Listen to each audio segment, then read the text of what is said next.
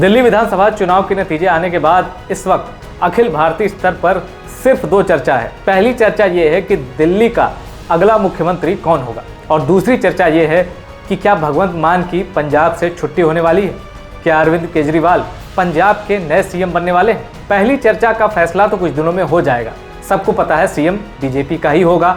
वो नाम अमित शाह और मोदी के दिमाग में है, बस वो नाम कुछ घंटों में सामने आने वाला है। कहा जा रहा है कि मोदी की यूएस विजिट के बाद दिल्ली का सीएम चुना जाएगा। लेकिन आज हम बात करेंगे दूसरी चर्चा पर कि क्या पंजाब से भगवंत मान की छुट्टी होने वाली है और क्या केजरीवाल अब पंजाब के सीएम बनेंगे। सवाल यह है कि इस चर्चा को हवा कहां से मिली। दरअसल बीजेपी के दो नेता मनजिंदर सिंह सिरसा और रवनीत सिंह बिट्टू, ये दोनों ही बीजेपी के धाकड़ लीडर हैं, सिख चेहरे हैं। सिरसा राजौरी गार्डन से चुनाव जीत कर आए हैं, तो रवनीत सिंह बिट्टू भी चुनाव लड़े थे, हार गए, तो पार्टी ने उन्हें राज्यसभा सांसद भेज दिया। पुराने कांग्रेसी रहे थे। इन दोनों ने दावा किया है कि पंजाब में भगवंत मान से कभी भी इस्तीफा लिया जा सकता है और अरविंद केजरीवाल पंजाब के नए सीएम बन सकते हैं। हालांकि ये सिर्फ बीजेपी के दो नेताओं की बयानबाजी है। इन दोनों ने कहा है कि भगवंत मान ने दिल्ली की जिन 12 विधानसभा सीट पर प्रचार किया था दिल्ली असेंबली इलेक्शन में, वो 12 की 12 सीट आम आदमी पार्टी हार गई। अब इन 12 सीटों में से अरविंद केजरीवाल की भी सीट थी, नई दिल्ली और जंगपुरा, यानी जहां से मनीष सिसोदिया चुनाव लड़ रहे थे। भगवंत मान ने जिन 12 सीटों पर प्रचार किया, 12 की 12 सीट आम आदमी पार्टी हार गई। इसके बाद से भगवंत मान के पर कतरने के कयास लगाए जा रहे हैं और सबसे बड़ा बम फोड़ा कांग्रेस के लीडर प्रताप सिंह बाजवा ने। प्रताप सिंह बाजवा हार्डकोर कांग्रेसी हैं, शुरू से कांग्रेसी रहे हैं। प्रताप सिंह बाजवा ने यहां तक दावा कर दिया कि उनके संपर्क में आम आदमी पार्टी के 30 विधायक हैं, यानी पंजाब के असेंबली में 30 विधायक जो कि आम आदमी पार्टी के हैं, वो प्रताप सिंह बाजवा के संपर्क में हैं, यानी कांग्रेस के संपर्क में हैं। ये दावा है कांग्रेस के नेता प्रताप सिंह बाजवा का, जो कि विधानसभा में नेता विपक्ष भी हैं। प्रताप सिंह बाजवा के दावे की पड़ताल करने से पहले हमें यह समझना होगा कि पंजाब की असेंबली में जो पिछले चुनाव हुए थे 2022, उसमें किस पार्टी को कितनी सीट मिली थी। पंजाब की असेंबली में कुल 117 सीटें हैं। तब आम आदमी पार्टी की पंजाब में ऐसी हवा चली थी कि 117 में से 92 सीटें आम आदमी पार्टी ने जीत ली।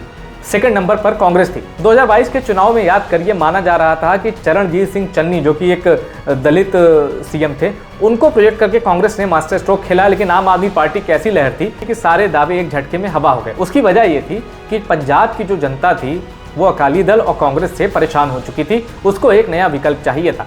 बीजेपी वो विकल्प देने की हालत में नहीं थी, क्योंकि जहां हिंदू सेंट्रिक वोट है वहां तो बीजेपी ने अच्छा परफॉर्म किया था, भले ही वो सीट न जीत पाए। लेकिन पंजाब ने अरविंद केजरीवाल के रूप में पंजाबियों को एक पैन पंजाब विकल्प दिखा।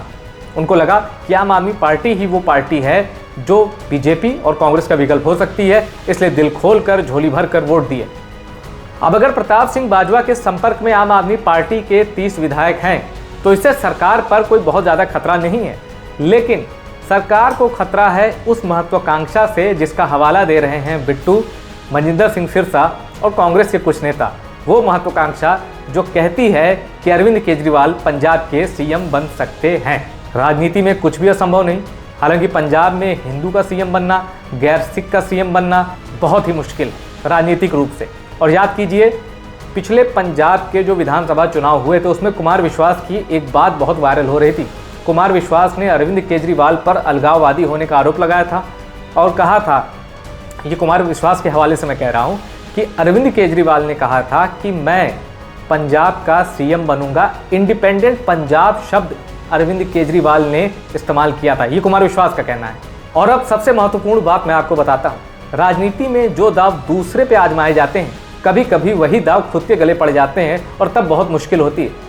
याद कीजिए 2024 के लोकसभा चुनाव के प्रचार के दौरान जब अरविंद केजरीवाल जेल से बाहर आए, तब उन्होंने क्या कहा था। उन्होंने कहा था कि नरेंद्र मोदी 75 साल के हो जाएंगे सितंबर में, तब वो अमित शाह को प्रधानमंत्री बना देंगे। और दूसरा जो दावा अरविंद केजरीवाल ने किया था वो ये कि योगी आदित्यनाथ को 4 जून के बाद बीजेपी सीएम पद से हटा देगी। अरविंद केजरीवाल के ये दोनों दावे, एक की परीक्षा तो सितंबर में हो जाएगी, सितंबर के महीने में, जैसा कि जो कि प्रतीत नहीं होता। ऐसा कुछ नहीं होने वाला कि नरेंद्र मोदी अपना प्रधानमंत्री कार्यकाल अधूरा छोड़ देंगे या अमित शाह को वो अपनी जगह प्रधानमंत्री बना देंगे।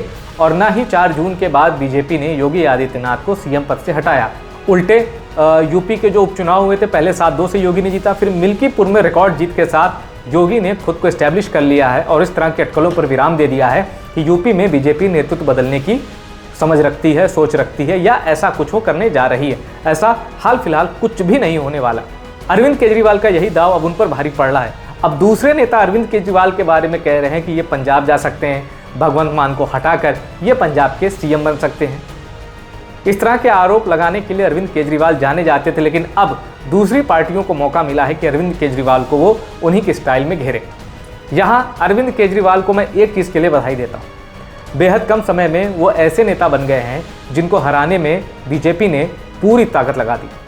अपनी इलेक्शन मशीनरी से लेकर, इलेक्शन मैनेजमेंट से लेकर, कार्यकर्ता, इवन कहा जा रहा है कि दिल्ली विधानसभा चुनाव नतीजों में आरएसएस की भी एक बड़ी भूमिका है, क्योंकि झुग्गियों में आरएसएस के वर्कर गए थे। उन्होंने समझाया कि आपकी सरकार ने आपको बारिश से राहत दिलाने में कोई मदद नहीं की, बारिश का पानी आपकी झुग्गियों में आ जाता था।